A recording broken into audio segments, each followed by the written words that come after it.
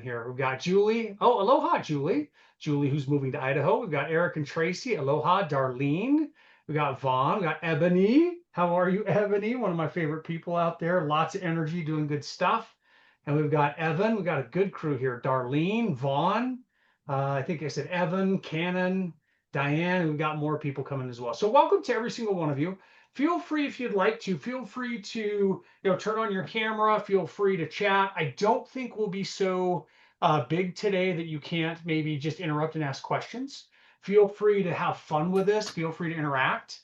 One thing that you'll know about me, if you've met me, if you've met me in professional companies where I generally teach, you'll know that I love a really interactive session. And the reason for that is you learn more when we do that. And one thing, again, many of you do know me, but if for some of you who are maybe hearing me for the first time, you'll know that what I love more than anything in life is when light bulbs go off in your heads and you're like, oh, I get that. Oh, I understand that. Oh, that makes sense. And so sometimes for that to happen, you might need to ask a question. So you can pop into the chat box or the question box, and you can ask me questions there. Or if I'm missing them because I'm controlling a lot of different screens, you can certainly just unmute and say, hey, Ammon, I've got a quick question. If for some reason it kind of goes crazy and we're, and maybe there are too many of us and it's getting too interruptive, then I'll send us all to the chat box. But in any case, I don't think it will. I think we'll be all right here. So, but good to have everybody. Like I said, for those of you who've just come in, welcome. We are going to have a lot of fun. Really quickly, just unmute your microphones. Again, you can turn your cameras on too, so we see each other if you want to. You don't have to. But where's everybody from? Let's get a feel. I'm Arizona. I'm in northeastern Arizona, close to Flagstaff, just east by a little bit. But where's everybody else from? Napa. I'm assuming Idaho, right? Napa, Idaho, or am I wrong on that, Cannon? Oh, California, Napa, California. Okay, maybe it's not Napa, Idaho. It's maybe it's Nampa with an M there. So Stafford, Virginia, Sacramento, California, Indiana, Central Pennsylvania. There we go. We've got Texas, that makes this an international meeting.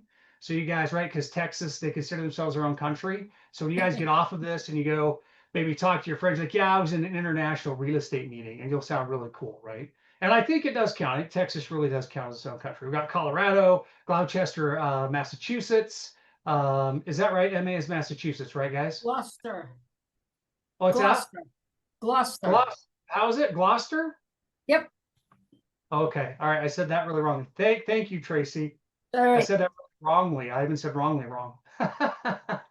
So Beaumont, California, Tucson, Hector, you're in my neck of the woods. Got Denver, we got Ohio, Haley, Idaho, Stone Mountain, Georgia, but a Floridian. I love it. And we've got Lacey, or from Lacey, Washington. Beautiful. Okay. So, and Michigan. So we've got a lot of people from across the country. Isn't it amazing in our modern world how much we can do digitally, right? Oh, there you go. So Tracy, I think you guys can all see the chats in there and things like that. So that's perfect. All right. So as I said, let me share my screen. We will have a recording. So if you want to rewatch this, you will be able to watch this again, and it will be worth watching. But what I want to do as we get into this, as we open this up, what I want you guys to do is I want you really quickly to recognize something that's very, very important. And that is that your success in this industry is based on skills mastery. Now, I say this ad nauseum. I'm always saying this. But if you're going to succeed, you've got to recognize that it is not about understanding the process. So in the invitation, for example, to this presentation, you guys, it said in there, and I put it in there specifically, that I will show you every single step, Renee, to succeed to do a deal. I will show it to you tonight. You will have it. It will be very simple. You will know it. But you have to practice the skills to get there, right? You actually have to practice the capacities. So I have my boys are in high school sports, right? So they know all the plays, but does that mean that they're good at running the plays? What do you guys think? So I've got a freshman and a sophomore. So are they as good at running the plays as the seniors are? No, why not? Why are my freshmen and sophomore boys not as good at running the plays as the seniors? They know the plays like the seniors do, but why are they not as good at it? Less experience. Less experience. Yep. less practice, right? Okay. Please know that investing in real estate is a practice game. All right. Now, this webinar is free. I will continue to do free webinars. That's part of what I do here at Broccoli. Do know I'm not going to do a lot of pushing of my educational products, but I have what are called phase 1, phase 2, and phase 3. I will be starting a phase 1 where a lot of these skills aren't just taught, but we are in an environment where we practice these skills. If you want to join that, you can go to BroccoliRE.com and register for the phase 1 that will start the first week of September. Okay, but I'm not going to put a lot of promotion in this. I just really want you guys to walk away and say, wow, that was incredibly helpful. That was incredibly meaningful, so that you can walk away and say, all right, if I want to do well at this business, I know how to do that. Okay, so welcome to Broccoli Real Estate. Let me put the slides up a little bit really quickly. I want a little bit more from you guys, though. How many of you have already done a deal? Oh, did I share my screen? I did share my screen. How many of you have already done a deal? Say me if you've done one and no if you haven't. I'm curious kind of where we sit. Debbie's done a couple, actually. Anybody else done a deal out there? I know Tracy, One. not yet. Darlene, not yet. Gail and Vicky have. Sorry, go ahead. Who said yes? We've done one, but Okay. not because we meant to. Oh, We really? What fell happened? into it. My son went to college and it was really expensive for renting an apartment. And I said, let's not rent, let's buy a place. And we have roommates that rent it out for with him. So they pay the mortgage. But that was before we decided to get into real estate. And now here we are. Perfect. Okay. Well, an accidental deal that turns out profitably, we'll take them. You know what I mean? We'll take them. So good. Thank you for that, Diane. Beautiful. Okay. So we've got Vaughn's working on one, Sharon not yet, Gail's done a couple. So we have a mix here. Esther's working on her first, not quite done one yet. So for those of you who've done a deal, hopefully what this will do for you is it will solidify a process that you can follow and work on. So it'll give you a system that you can work with. Those of you that haven't done a deal, you'll see each piece of what it takes to do a deal, and hopefully you should be able to diagnose where your bottleneck is. Okay. So that's the goal. Now, something that I do share here, though, if you come and you deal with Broccoli, I am not somebody that encourages people to quit their jobs and go full time into real estate investing. I always tell people, look, do 1 to 3 deals a year and get good at that. And then if you decide you love it, then you can scale and go bigger. But generally speaking, the better way, and I would say this is true for 99% of people, start with 1 deal, see if you even like it, do a second, see if you still enjoy it, do a third, see if you really want to turn this into your life, and you'll see why here in a slide or two why I say that. Okay. So again, we start in broccoli really, and that's the term broccoli. It's always healthy, it's always good, it's always real, and we're not trying to put any hype or anything else out there, right? Yeah, so Canon, let me say this as well, guys. A lot of you know me from Kingdom 320. And when I joined Kingdom 320, I told Jeff that I was going to be doing my own coaching, is what I had told him. I have approval to do that. So this is literally just my broccoli real estate coaching. This is not a Kingdom 320. So this Canon, if you want a recording to this, I think, Rose, do you know where we will post the replay for this? I think we'll be putting it on our YouTube channel. I think you'll be able to watch it there. So Rose will let us know in the chat where she'll be posting that. Without Rose, I'd be lost. So everybody say a huge thanks to Rose, right? 2 clap to her. Yeah, so it will be YouTube Canon. So just hunt down Broccoli Real Estate YouTube channel and it will be posted there. So it will not be a Kingdom 320. You bet. And it's I think you just look up Broccoli Real Estate. Maybe Rose, if you're able to put the YouTube link in there, that'd be great. Okay, so doing a deal from start to finish. Okay, and we don't want to be here too long tonight, but I do want you to walk away saying I got some incredible clarity. Also, oh, that's another thing. I will need to email you guys because that's a part of attending this. I will email you the slide that shows the map, and I will also send you a diagnostic tool. So that will be emailed to you when we're done with this. Okay. All right. So first of all, I'm going to give a really quick introduction. I'm going to fly by about me. Then I'm going to share some truths about the industry. They're kind of hard truths, and then we'll get right at it. But I just talked about the need for owning a business and the need to invest because that's what really generates wealth. So it was just a really great concept. So in my early 20s, I headed out and I took a seminar for real estate investing. and I got into it. So my first flip was in a little town called Taylor, Arizona, which is where I'm actually sitting right now. It was a little house right here that now is worth a lot more than when I flipped it. But I found that first deal. My high school buddy called me with it, and he's like, "Hey, I found a deal. Do you have the cash?" And I said, "No, but I'll find the money." And I remember we bought that thing. We bought it for $40,000. We put in about 20, and then we sold it for $130,000. Okay, but this is clear back like in 2004. So that's a long time ago, right? In terms of real estate prices. But that was my very first flip. And then this was the house that I moved into with my wife. We literally slept on a mattress on this side, and she and I put the thing together, remodeled the whole thing, did the plumbing, did all kinds of stuff. This duplex I bought for $135,000. We put in about 30,000 material and then did most of the work ourselves. And we sold it 18 years later for almost $500,000. So that one building right there gave us about $350,000 towards our net worth. And so this is literally, gosh, almost 25 years ago that these deals happened. And since then, I've been flipping and wholesaling and teaching and renting and doing all that kind of stuff. So I've been in this industry for a really, really long time. That being said, now I'm going to share some truths about it. Now, I believe that I believe in investing. I believe in business. I love the book Rich Dad Poor Dad, but I also believe that our world needs more honesty as we go into business. I feel like many marketing departments have decided that I'm the marketing department, so I can just say whatever I want, right, Sharon? Since I'm the marketing department, I can just make up the most beautiful story and tell it. And so they don't tell the truth about this industry. First of all, you all need to understand. Oh, and I love all your cameras, by the way. It's fun. So many of you turned them on. I'm now like kind of sorting through, and it's fun to see you guys. So makes it fun for me. First of all, this is a sales business. I don't care what anybody says about it. Everything you do all day, every day is I am talking to sellers. And now, when I say sales, I don't mean like, I mean, we all think of like the used car salesman lying and cheating and whatever. But I'm talking about truly an honest, honorable salesperson where I'm finding a seller and I'm earning their trust. And then I'm getting them to understand that I really see their problem. And then I am showing them that I have a solution, and then I'm getting them to say, you know what, I like this guy and I like his solutions. Yes, I'll sell you my house. Then I'm going to investors, like maybe I go to Chris. I say, Chris, I've got a great project right now. I think we should work this project over. And Chris says, yeah, I'll take the deal from you. So literally, I have a deal that's closing. It should have closed today. The buyer should have closed today. So it's a little deal in a small town near to me.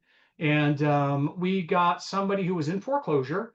We talked to one of the children and we said, hey, why is the house going to foreclosure? I said, well, my dad passed away and we don't know how to deal with it. We said, well, if we're able to deal with the probate for you, would you sell us the house? They said, yeah, no problem. And we said, now we are investors. We're gonna assign it to somebody else. We're not gonna buy the deal. They said, that's fine with us. Just give us 10 grand. We're like, good, cool. We're good to go. 10 grand's better than nothing. So we came to an agreement there. That was human interaction, guys. That was conversation. Then we turned around, we found another investor and said, hey guys, we don't want to do the rehab in this little town. Is there any investor out here who wants to do it? We found another investor there. It's a roofer that lives in that town, says, I would love to do this thing. So they agreed to pay 125. So we have a purchase contract at 112. We have a sales contract at 125, and we agreed to pay all the closing costs. Well, once we got those agreements together, we then had to work with the title companies. Now, really quickly, do you guys think title companies are always easy to deal with? What do you guys think? You think they're No. always wonderful and amazing and sweet and kind and communicative? No. Most of No. the time they are. Okay. This time it was a major pain in the patootie. We had to deal with this title company that wasn't communicating well. They were aggravating our buyers. They couldn't get the deposit from our buyers. They just didn't get us good information. Ebony knows what I'm talking about. They were a pain in the backside. So I couldn't, call and scream at them. I mean, you can sometimes, but and sometimes you should. But in this case, I had to kind of baby them along. I had to be nice. I had to call and ask for clarification, and I had to babysit the thing. Well, if it closed today, which I haven't heard from them, which it would be, they probably have my money but never told me, right? That's probably what happened. So they probably closed on it. But reality is, we'll make 10 grand, right? But everything I just talked about, it wasn't my knowledge of real estate really that made me the money. Yes, that was important, but it was my ability to talk with the heirs of the estate. It was my ability to talk with the investors. It was my ability to deal with and navigate the title companies. Okay. So when I say it's a sales business, what I mean is it is a people business. Let me stop for a second. Does that intimidate anybody? I'm just curious. Does that bother you? A little bit. Okay. Tell me more. I think that was you, Tracy. I couldn't see all Yeah, the screen. I think that was you. yeah, that was me. And I don't usually have a problem talking to people, but I don't know what I'm talking about. So I would have trouble talking to. And I'm in Massachusetts, so we use attorneys instead of title companies, right? Okay.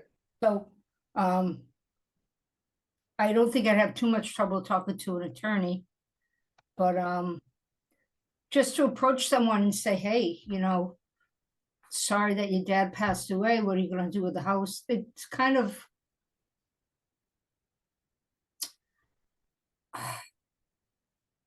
that there's no easy way to say this, but it's like part of me thinks that it's benefiting from someone else's loss, Okay. right?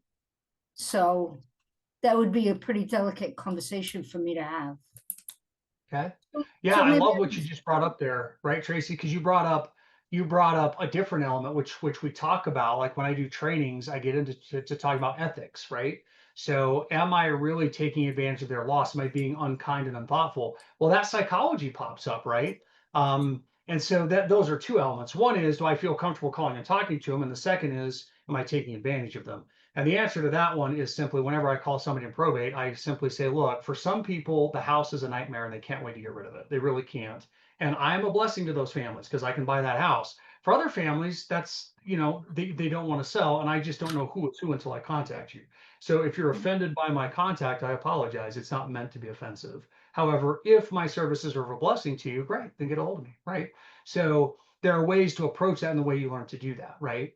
And so, you're correct. And again, I bring this up because you need to understand if you decide to get into this business, you need to understand that you will become an incredible communicator. You have to. There's no way around it. You're going to be raising money. You have to talk to people. Now, I believe everybody is capable of doing it, but not everybody wants to learn those skills, right? Okay, so Liera, I hope, and Hector and Sherry and Evan, I hope you're right. I don't want to scare you away from the business. I just want you to know what skills you'll have to master, right? Okay. Chris is like, I've been in sales for 40 years, so I can totally figure that out. Okay. Next, Darlene. Most people will never do a deal. Why? Because most people don't want to learn these skills. That's why. Okay. You got to go through some training. You got to get used to talking to people. Okay. So most people will never do a deal. Now, part of that is also because the training is so poor, because generally you're brought in, Preston, and you're told, go talk to people now, but you're not taught really how to do the deals. That's a part of it. Okay. And then those who do deals generally take at least 6 months to do their first deal. Okay. Now, I'm not trying to be negative. I just want you guys to know that this is a great business. You can make a ton of money. I've got another project we're finishing up. I should finish 3. So this week I should make $45,000 if they all close this week. They're all looking like they will. That's my profits. That's not me getting my money back. That's my profits. This week should be $45,000. Okay. Now that's not every week, but it's not uncommon for me to have those kinds of months, right?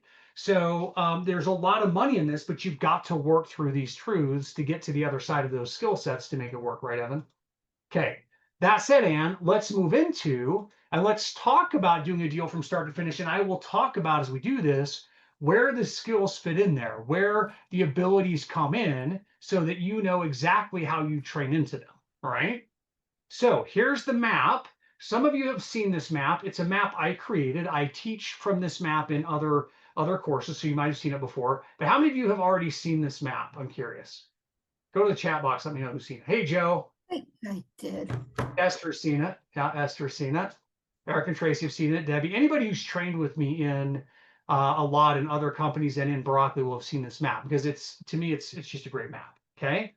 This is literally the entire process of doing a deal right here. Now we're going to talk about it, and this is what I will be emailing to you all, and you'll have this. So we're going to talk about it.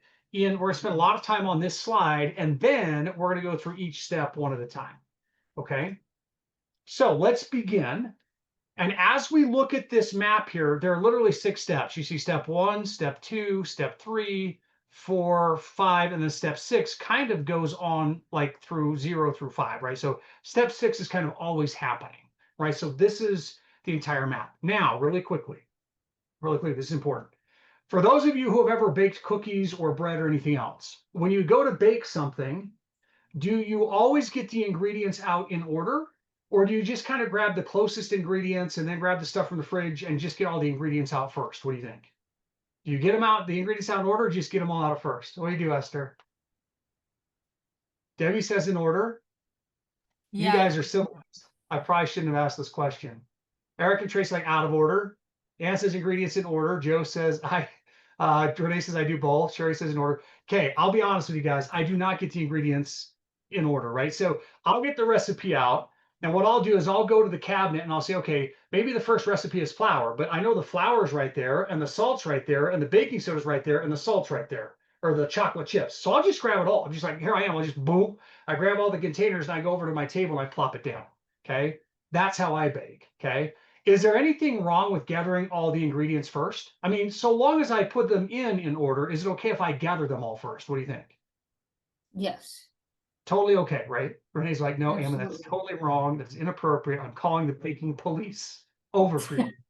Okay. All right. You probably should. If you taste my cookies, you're like, yeah, the police should have come here and saved us all. But here's the thing. The reason I say that is as you look at these steps, please notice really quickly, see how step 1 is I'm going to find a seller. Okay. I'm going to find a seller. Well, guess what? You don't want to learn how to find a seller first. What you want to learn first is how to fill out a contract. What you want to learn first is how to fill out a deal analyzer. In other words, when you're trying to become a real estate investor, you need to learn out of order so that later on you can apply in order. Does that make sense? Yep. Okay, perfect. Think of military. Military is another great one, right? So when you are fighting the enemy in the military, is the first thing you do is fire your weapon? No, you have to find the enemy first, right? You actually have to find where the enemy is, and then you fire your weapon. But what do you learn first? You learn firing your weapon or finding the enemy first? You learn how to fire your weapon first, then you learn how to find the enemy. See what I'm saying? So you can learn out of order so long as when you go to do the real task, you do it in order. So please know that as we go through this, I'm going to show you exactly how I do it every day. I'm a professional investor. I do deals all the time. I'm constantly negotiating. I'm making offers. I actually had 3 deals I actually backed out of this week for insurance reasons, and I could tell that story later. But I have 3 other deals closing. I have other properties I'll be making offers on soon. I mean, I do this all day, every day. So my first step is to find sellers. However, for many of you, your first step will be to learn how to fill out a contract. Okay. All right. Now that I made that point, let me talk about how this works. So imagine you're a professional investor and that you do this for a living, Hector. You do it all the time. Here's what you do. You wake up in the morning and you are always, as your first step, you're always finding buyers. Why? Because buyers are people you can wholesale to, right? And you're always raising money. These 2 things are happening all the time, constantly. Okay. But the thing you do when you decide I want to go make some money doing a deal is you start finding a seller who has a problem, right? We've got to find a seller who has issues, a seller who hates their house, a seller where the house has become a problem. Mold can be a problem. A foundation can be a problem. A bad tenant can be a problem. A divorce can be a problem. I mean, there are a lot of different problems you might find, but the point is you're going to start marketing to find people who have problems. These are all methods of marketing to find problems. Now, there are no real secrets to finding deals, right? Okay, in fact, if I showed everybody today where you can find literal deals today, would you guys like that? Like if I showed you a website where I promise you there are deals, like you literally have them, would you like that? Yes. Sweet. I Yes. will show you. Yeah, I will show you right there. Very simple, okay? Yes. But what you're going to learn is it's the skill. Remember how I started out this presentation saying you've got to learn the skills, right? So I will show you the deals, but that doesn't necessarily mean you'll be able to pull them out. But we'll talk to you about it. As an investor, this is what I do. Now, the very second thing I do, if I get a bunch of leads today, what I do is I do what we call the desktop appraisal. Now, the desktop appraisal is a very, very fast game. It's very quick. I take a lead and I do what I call a sloppy set of numbers, where I do a sloppy ARV. That stands for after repair value. Does everybody know what ARV is, by the way? Yes. Yes. Everybody's good with that. Okay. So I do it sloppy. Remember, it has to be sloppy. This right here is where most people are messing up. Even people who have a lot of training, they're not doing step 2 properly. So a sloppy ARV, a sloppy repair estimate. Really quickly, can I do a repair estimate from a picture on a computer? Yes. Yes. Yep. Yes. Thank you, Esther. Thank you, Debbie. You guys know full well you've had good training in this. Absolutely. I'm going to run a super sloppy ARV, a super sloppy repair estimator, and then I'm going to throw it into my deal analyzer and do a super sloppy deal analyzer. Now, that's only if the lead had some kind of promise. If the lead had no promise, it died over here in step 1. Okay. If I told you guys that I, as a professional investor, can sit down in the morning and process 300 or 400 leads, would you believe me? Yes. Okay. Yes. It's a lot. Esther's like, no, Ammon, you're smoking crack. You're like, I can see your hair falling out of the back of your Too head. much. 300, it's too much. Okay, I love it. It sounds crazy. I will show you, Esther, how I process 300 leads. Okay. The point is that, and it's so important right here in step 1, most leads never make it to step 2. Okay. Most leads will never make it to step 2. If they make it to step 2, this part of my process takes 2 minutes, almost 2 minutes or less. Okay. Literally 2 minutes or less. And then I'm making my phone call. Okay. Remember how I said this is a sales business? Well, I'm making my phone call. What's my phone call about? What's this phone call all about, guys? Anybody know? See if they're interested. Their problem. Yeah. Motivation. Motivation, see if they're interested, solve their problem. Yeah, I've got to see if they are really in the right position for me to do a deal. Okay. This phone call, I'm not joking, I can be on and off this phone call in anywhere from 1 to 5 minutes in most cases. Okay. That means I've run numbers in 2 minutes. I've done a phone call in 3 minutes, which means if the lead even made it to step 2, most of the time I'm done with the lead in 5 minutes. Okay. Now, if I'm done with the lead in 5 minutes, it means it wasn't a deal. It means there wasn't much there. It just was, I found it. I made the call. There was no motivation. Well, guess what? The vast majority of my leads do not turn out to be deals. Okay. But let's say I get 100 leads.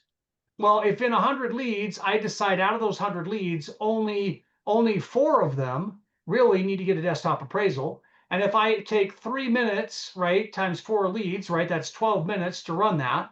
And then I make 4 phone calls, which is another 12 minutes, right? If I'm not mistaken, it takes me about 30 minutes to process 100 leads. Okay. Now, I have a I know question. the deal's going to come. I know it. I've been doing real estate long enough. I know that if I sort through this haystack, I'm eventually going to find the needle in that haystack. And so I've got to get good at processing the haystack. That's what this is all about. Lots of looking. Nope, nope, nope, nope, nope. Oh, let's do 2 minutes on this one. Let's make a quick phone call. Let's see what's going on here. Maybe connect with that agent, connect with that wholesaler. Now do you operate next move? Well, that means I can process vast amounts of leads every single week and every single month, right? And only when I find somebody who sounds motivated do I ever go to phase 3. So guess what? The vast majority of my life as a professional investor is spent right here. This is where I spend a lot of time, right? Remember how I said it's kind of a sales game? Well, guess what? If you've ever had a sales job, Hector or Liera, guess what? I'm saying your name wrong, Liera. I know I'm saying it wrong, but if you ever had a sales job, a lot of it is you're out prospecting, right? A lot of it is you're out talking with people. A lot of it is you're out trying, Evan, to find people, right? And then when you finally find somebody who has motivation, then you go to their property. Okay. Now, for a quick second, let's be honest. What you do as a beginner. This is always a funny story. I like to tell it because most everybody starts to giggle. Because here's what happens. As a new investor, you get a lead and you get a little overly excited because you have a lead wherever it came from. And so the first thing you do is you call your mother and say, I've got a lead. And then you call your sister and say, I've got a lead. And then you write in your journal about how exciting it is to have a lead. And then you sit down at the computer and you spend 3 or 4 hours poring over the comparables. And then you're not sure if it's a good deal or not. So then you decide to drive by the property, right? You drive by the property. While you drive by, you call your mom back and you talk about it. And then you go back to your house that night and you think about it for whatever, for forever. And then, the next morning you drive by the property again. You're still not sure what to do with it. And right. And you still haven't made the phone call. Okay. Now, what I love telling this is because people start laughing like, what, dude, Amy, you totally know me, right? I did this, guys. That's how I worked it. But it means that lead is consuming literally just hours and hours and days of your time. Whereas in a guy like me, I looked at it for 30 seconds and either moved on or ran some numbers. I made the phone call without ever leaving my office. Okay. Now, here's a quick question. If you're brand new, is it really bad that you drive by the properties, you spend hours on comps? Is it really a bad thing? You guys, I love your No. contract. So true. Say again. No, No, it's not, because you got to get no, the experience. Go ahead. Go ahead, Debbie. no. I was just saying it's a part of getting the experience. You just said it. Yeah. Yeah. So don't beat yourselves up. I'm doing this so we can all laugh and have some fun. It's part of the learning experience. But you know that over time you've got to stop that. Over time you've got to process leads quickly and you've got to move on because you've got to find that problem. So have fun with it, laugh at yourself, go see properties. It really is just this exciting thing. I was telling my wife, in fact, it was just Sunday. I was telling her, I said, what's funny? As I said, I used to get this cool adrenaline rush with every deal. And I said, now it's just work. I've done so many deals, it's just one more deal, right? But when you're first starting out, like the adrenaline of a deal is like, oh, it's just like, it's cool. It's a super high. So enjoy it, but know that over time, you're going to have to get faster at that. Okay. So now a quick question. How many of you need to hear my big M, little M story? You all may have heard it, because that's what we're looking for right here is big M, little M. How many of you need to hear that? Say me if you need to hear this story. Say no if you've heard it so much you're like, I don't want to hear your big M story again. Okay, so I have a few of you saying, okay, so I'll tell this story. All right, so this is incredibly important. This is why I say it's a skill, because when you're a beginner, if a seller says I'm motivated, as a beginner, you believe them, right? Now, it's not because you're naive or because you're not smart. You're very smart. You're not naive. You just haven't been around long enough to recognize true motivation from non. And so a seller say, well, I'm motivated. And so you'll believe them. Well, you've got to learn how to see past words into reality. So here's the street.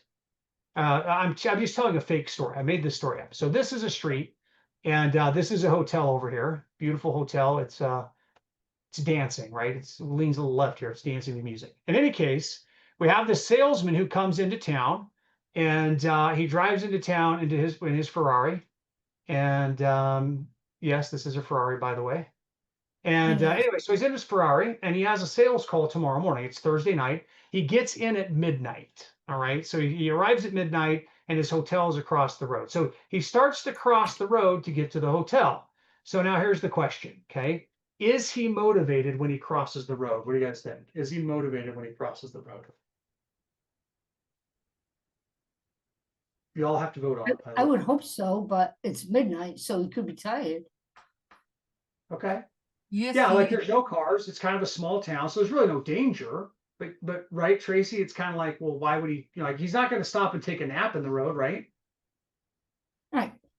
He's not going to eat his dinner there. He's not going to call his wife from there and say, hey, I made it to the hotel. He's going to cross the road. So we're going to say he's definitely motivated for sure. He's motivated to cross the road, no question. Okay. All right. So he sleeps. The next morning he gets up. He goes to his sales call somewhere over here in town. He finishes it. And now it's Friday. He gets to go home and hang out with his family. He gets to go fishing. He's excited. It's an early Friday. He's headed home. He's headed towards the road. Suddenly a pack of wild dogs, right? Doberman pinchers and pit bulls and Rottweilers and like these big, massive, gnarly dogs see him and they start running at him. Like they're just obviously hell-bent to just eat his lunch. He is just, if they catch him, they will rip him apart. So he starts to run towards his car. And as he's getting to the road, there's a semi in the road right here, and there's nothing but traffic behind that semi. And there's a semi right here too, and then there's nothing behind that semi but traffic. And so if he stops here, he gets eaten by the dogs. If he gets caught here, he gets squished. His only shot is to get right here so that the traffic doesn't squish him and the dogs get stopped, okay? Is he more motivated now to cross the road than he was this morning, more or less motivated, Absolutely. Absolutely. much more motivated, right? Yeah. So that's the difference between big M and little m. This is big M. This is little m. Everybody who is selling their house has little m. Everybody. When you tell me, if I'm your trainer, Dan, and you're like, hey, this guy's motivated, I'm gonna say, well, what do you mean he's motivated? Well, he said he wanted to move to live, go live by his grandkids. Okay. Well, let me ask everybody here. Take a vote. Some guy wants to sell his house so he can go live by his grandkids. Is that big M or little m? What do you think, Sharon? Little M. Little m. Yeah, because he's not going to take $100,000 loss to move by his grandkids. If his grandkids have to wait 2 or 3 more months for him to get the right sales price, then they can wait, right? That's little m, correct. But let's say you find somebody who's lost their job, whose wife left them, who is 1 week away from foreclosure, and if it goes to foreclosure, they get nothing. But if you buy it, you can get them 10 grand to get them out of state. Okay, is that little m or big M? That's big M. M. Yeah. That's big M. Okay. That's the difference. You as an investor have to learn to sniff out big M from little m. It's not always easy to do. You have to learn to get them to relax. You have to learn to get them to talk. You have to listen well. And when you listen, you have to understand what they're telling you. And then as you provide solutions to the problems you hear, if you do it well enough, they'll say, well, I really don't like Ammon's price, but I do like what he's giving me. Okay. So the point is, I never go to anybody's house unless I suspect that there's a big M. Okay. So let me stop for a second. Running these numbers, is it just a matter of watching a video or does it take a lot of practice? What do you guys think? Practice. Practice. There's no way around. Practice. Yeah. Making these phone calls, is it a matter of watching 1 or 2 training videos or is it a matter of a lot of practice? Practice. A lot of practice. A lot of practice. That's exactly right. Telling big M from little m, right? Do you just listen to 1 or 2 stories, or do you have to have a lot of conversations with a lot of sellers to start to be able to tell the two? A lot of conversations. A lot of conversations. Okay. Now, again, I don't want to scare you out of the business, but that's what it takes to get to the point where you can consistently find deals. I called an investor today. I didn't know it was an investor. I thought he was an agent. There's a condo. A wholesaler brought me a condo down in Phoenix that I could flip. And I was trying to get the valuation from it, but we're in a really tricky market right now. And so I was calling agents in that condominium, that area, and I was calling and asking them, I was saying, hey, you have a listing here, what's going on? Or you sold a house here, a condo recently, what's going on? I was getting their opinions on it. That's one way I do my due diligence. And I had a good number of them who told me, yeah, I mean, you better be in the low 200s, right? Okay, you better be in the low 200s. Well, those conversations with those agents have taken me time to hone. And now I can call agents and get really good data where I rarely make a mistake on a property. I generally buy it well and I make money on all my deals. My analysis is really good. But because I make great phone calls and do good research. Well, this other investor, he's like, I'm no longer in, I'm out. He said, I could never find deals consistently. I could never find them. And, all my deals they didn't turn out very well. I didn't make very much money anyway, so I'm out. Well, he didn't learn the negotiation and all the stuff I'm talking about here, right? But if you do learn it, I have another guy that I do deals with all the time. He's 26 years old, and I don't know what his net worth is, but he's probably in the couple $1 million right now. But his dad was an agent, right? His dad did this stuff, so he grew up listening to it and ended up loving it. And so he's very good at the negotiations. He's very good at the solutions thing, and he makes a lot of money. Point is, you got to learn these skills. Okay. Now, Damon, is it Damon Dam or is it how do you say your first name? I feel weird saying Dan. Oh, Dan with an N. Yeah, Dan Damon. Dan. Okay, sorry. So, yeah, perfect. I was like, I feel bad because I'm just saying damn you the whole time, right? I'm just like, but thank you. Thank you. Yeah, Dan, getting him to come to the door, it is hard, isn't it? Well, you're talking with pre-foreclosures, and then of course there's lots of competition too. There's a lot of other people trying to contact them, aren't there? Yeah. Yeah. So it's a challenge, right? And that's why I say it's a sales job. So do you knock the doors, Dan? Yes. Okay, so Dan's out there knocking doors, which I like. Debbie knocks doors as well. So, I mean, that's really, really good stuff. You guys are doing a really good job. Eventually, if you do it long enough, you'll get really good at winning the people's trust over and contacting them. And Debbie's had a lot of really close deals. And so I think Debbie's just had kind of a weird streak for 3 months. So she's getting there. So Dan, have you had any close ones at all? No, nothing really close at all. Like I said, the challenge has been getting them to come to the door. We've sent letters out. We've sent the direct mail postcards, and I've had 2 people come to the door. One of them was, once we talked, she was very distraught that she had not allowed me to contact her earlier because a real estate agent had just signed them to a deal and gave them nothing, just paid off their foreclosure debt. Can I say something that's going to sound really weird? Please do. That story makes me excited for you. Good. And why would I be excited for Dan, guys? Like, why would I say that story excites me for Dan? Like, what's the point in me, my being excited for him? We think Ann, we think Vaughn. Was he got an experience? Because he's not gonna try to gouge him. He's gonna try to help him. Help other people. Yeah, I know that he's going to help and provide value. That's a part of it too. I think because if the realtor wouldn't have been involved, she would have given him the deal. Bingo. That's exactly it. If he just would have been able to find her 1 week earlier, right? Yeah. He would have gotten the Yeah. deal most likely, right? And Yeah. yes, I do think it's important you treat people well for sure, and that you try to help them out. But the fact of the matter is, he missed the deal, but there it was. He literally was right there, and it just slipped through his fingers just a week or so earlier. So Dan, you almost had one, right? I did, and the market value for her home ARV was about $200 gap from what she was losing the house for, and I told her, I said, with that kind of gap, it probably would have been around $40,000 for you to walk away with in your pocket if you had talked with me. And so she was very sick that she hadn't. You know, I'd left phone messages, she hadn't returned calls, and but yeah. You'll get better, Dan. That's what I like about it is she realized I should talk to you, and you learn like how many of you here know how to fish? Anybody know how to fish? What? Yeah. Yeah, fish. And I know you're like what a weird example. But when you're fishing, what's interesting is you kind of have to learn how to present the bait to the fish. You know, if you present it the wrong way, you actually scare them away from the bait. But over time, you get better and better at presenting it just right, so you increase the odds of them biting on it. And then if they do bite, when you learn to fish, you learn not to jerk the hook right away. You learn to wait until they take a good bite. So Dan, with time, you'll perfect your letters, you'll perfect your follow-up. You'll get your system down. Well, you'll start collecting more of those. But you almost had it, and so I'm excited for you. How long have you been knocking doors? I've been knocking doors about a month.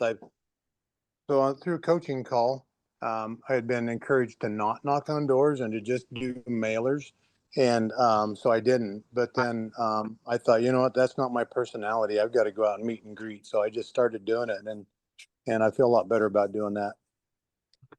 You'll be more effective that way when you combine all those together. So well done. Okay, well done.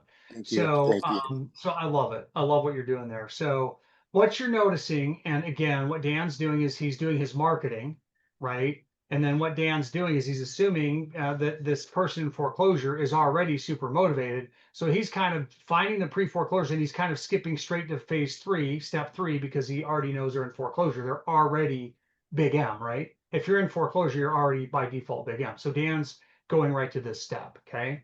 So step one, you find a lead, you do quick processes, you make a phone call, or in Dan's case, you determine they're already big M because they are in foreclosure. So then you go what we do call a field analysis. So now you're going to go to the property itself. You're going to hopefully talk with the agent, or your agent's going to talk with the agent. You're going to tour the property. You're now going to run a better set of numbers. Here I did sloppy numbers. Here now I'm going to do what's called much better numbers.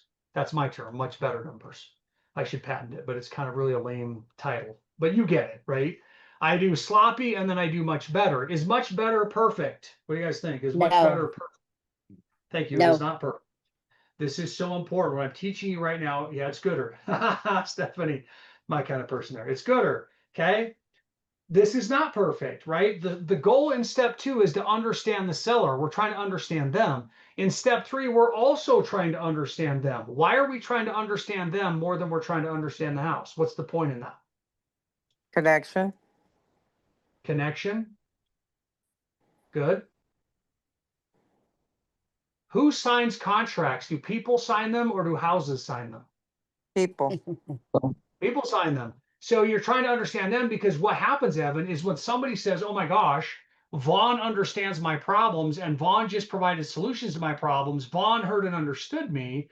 You know, I'm going to accept Vaughn's offer, because even though it may not even be the highest offer, he gets it. He solved my problems. That's what good negotiation is. I give you something and you give me something, right? Modern training is more like, let's kind of talk them out of their house and come up with all this hullabaloo where we try and, just throw a bunch of snow over their head and run away with their house. That's not what we're about. We're going to show up and say, what's going on? What's happening? How can I provide a solution?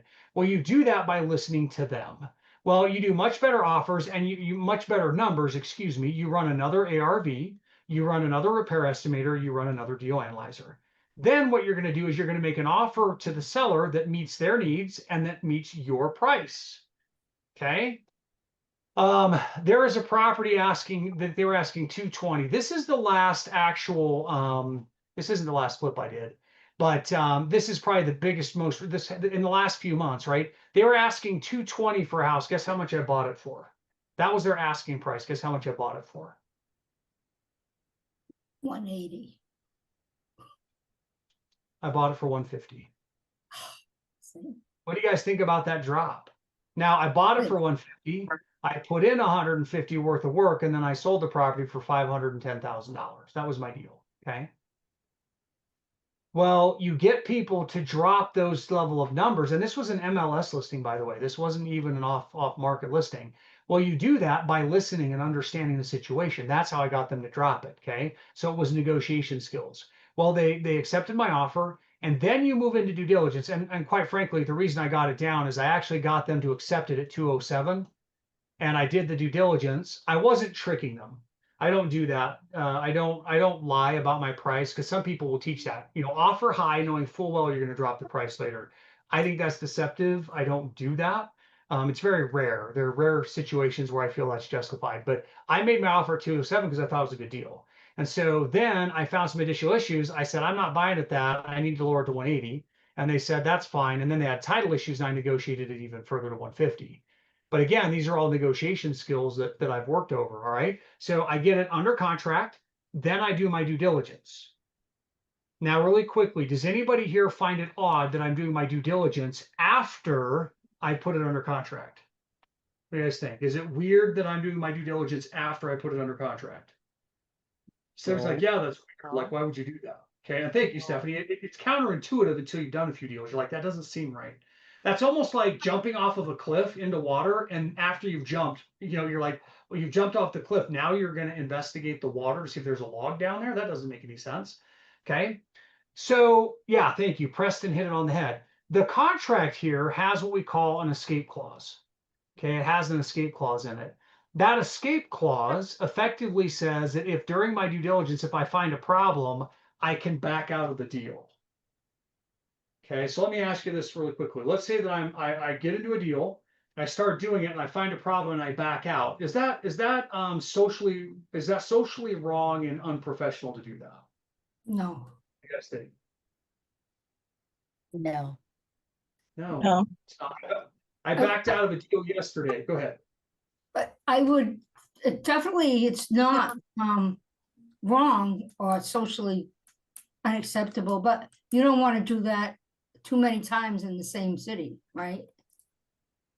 You don't want to be known for that, right? Tracy, I would say I back out of 40% of my offers that get accepted. Wow. And I've been backing out of 40% of them for 20 years. Okay. And so far, nobody said, we hate your guts, you're a loser, don't ever talk to me again. Now, the reality is that I communicate well and I communicate effectively. And when I back out, I explain why I'm backing out. Another thing I try to be very polite about is once I get something under contract, I go to town really fast. I work hard. I generally back out within the first 7 days if I'm going to. Okay. I just had one I backed out of. It's been 3 weeks. And I told my agent, I said, would you please tell the selling agent, I apologize. It's taken me so long to get this far. I normally try to be done sooner, but there were various factors that kept me from doing that. So the answer is no, it's not wrong to back out, and it's not socially unacceptable. It's in reality, the sellers prefer that, because can you imagine as a seller letting every potential buyer come through and do inspections, every potential buyer, hassle you? That would become a burden, that would become overwhelming. And so you're asking people to make an offer on your house before they've done research. Why? Because it's really tedious and cumbersome for them to do that. It's also expensive. Can you imagine, Lyra, that you go out there and you, on every house you want to make an offer on, you have to do an inspection before you make the offer? That's also, horrible, because you're going to make 10 offers and only 2 are going to get accepted. So the other 8 times when you spent money on an inspection, not only did you annoy the seller, but now you've lost your money. So both parties are like, look, it just makes sense. Let's kind of have you come see the house, get a general feel for it. We'll answer a couple questions. Let's go under contract.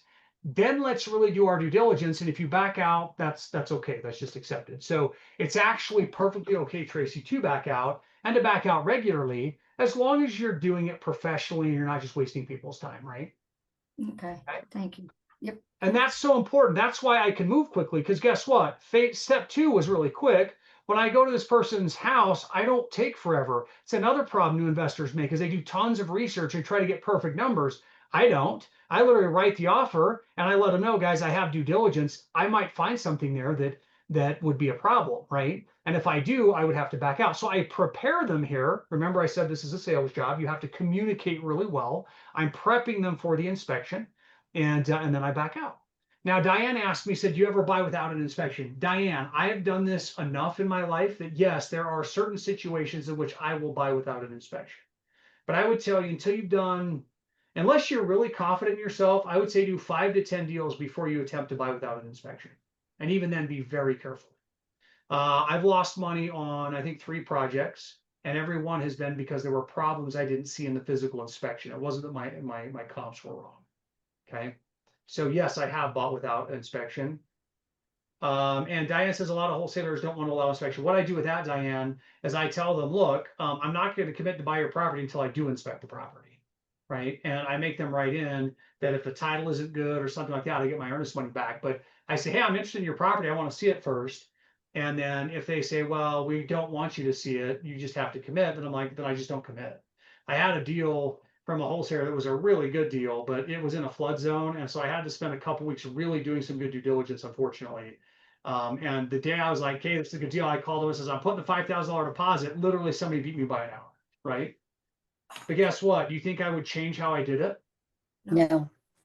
No, I'm not a gambler, guys. That's not who I am. I'm an investor. And so if I lose a deal because I took the right step, then I'm gonna take the right step. And so that's important to understand, right? All right, so we get to step 4. This is our due diligence period. We do physical due diligence, we do legal due diligence, we do market due diligence. Okay. Now, if we're going to buy the property, we also start to get our money in preparation for step 5, which is closing.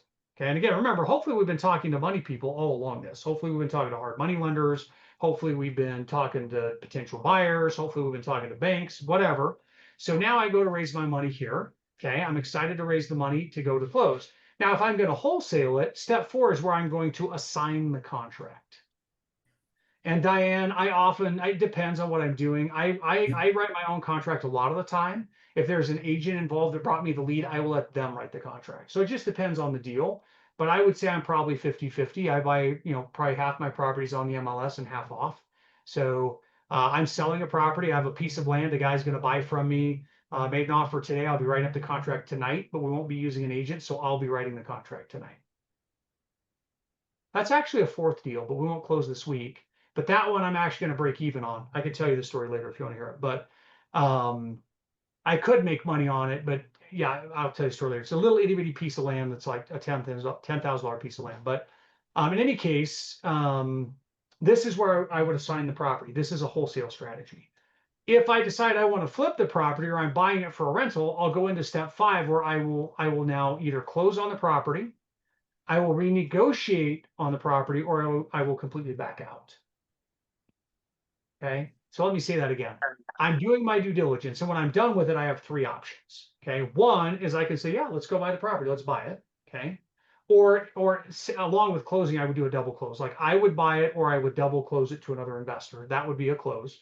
My second option is go back to the seller and say, look, this doesn't work out. I found these problems. I found these issues. I need to drop the price. I hate to do it to you. I'm sad. I wanted to pay you what I offered before, but I just can't. Can we lower the price? Now they might say, no, go take a hike. I'm like, I get it. I understand. God bless you. You don't want to sell it to me lower. That's fine. Catch you later. But sometimes, Joe, they come lower, right? Or I can just flat out back out and just say, hey, I'm out. I'm not going to do this. So I had a piece of land where I really wanted to go forward, but the insurance or insurance issues where we're having insurance won't insure out in the trees in Arizona for fire hazard. And so I just had to go, and it was like 100,000 profit on this new development. I just had to tell the seller, I'm like, I'm so sorry, but if I can't get insurance on this thing, it's not really sellable, and it's not. I mean, I just need to wait to see what the insurance is going to happen in the next 6 months. But in any case, that is the whole process. Okay, I find a lead, I do a really quick desktop appraisal, sloppy numbers, make a phone call. Most leads will die here. If it doesn't die here, then I set up an appointment to go to the property. I'll go to the property, and again, I'm trying to understand the seller's motivation. A number of deals die right here in step 3 as well. But I'm at least going to make the offer most of the time when I go to the property. Okay, I'm rarely making the offer in step 2, but I make the offer here. If they accept it, I move into due diligence phase. If they don't accept it, what I'm going to do is I'm going to follow up on that lead every 4 to 6 weeks to remake my offer. Now, it might be a higher offer, it might be a lower offer, it might be the same offer, it depends on the scenario. But I'm going to follow up every couple of weeks to do that offer. Okay. All right, let me stop for a quick second and see what questions you guys have at this point. And then I'm essentially going to give the exact same webinar, but faster, with slides that go through each one of these, right? So you're going to hear it like a second time just to drive it home. But what questions do you guys have about this process? Do you do most of your buying in the area that you live? I'm going to say yes and no. I mean, I do most of my flips in Arizona, and the fact that I live here, more people know me here, so I do more here. But I do deals in Texas, I do deals in Colorado, I do deals in Florida, but I don't do big flips out of my area. I will do a raw land split or what's called a wholesale out of my area. So mostly yes. Okay. Although, like, I develop new manufactured homes, I develop those 4 hours from where I live. And the reason I do that is 4 hours away from me, it costs me 30,000 less to develop them, and they sell for 30,000 more. So it's worth the 4 hour trip because I get a much higher margin. Okay. So if you're learning, what I would say, it's better to do something in your area till you understand how to do these systems, you've built these skills. Once you've done that, then it's easy to go and do what they call remote wholesaling and long distance and stuff like that. But it's generally a better idea to learn locally. Generally, there are exceptions to that. Okay. Some people do learn long distance first. Okay. Good question. What other questions?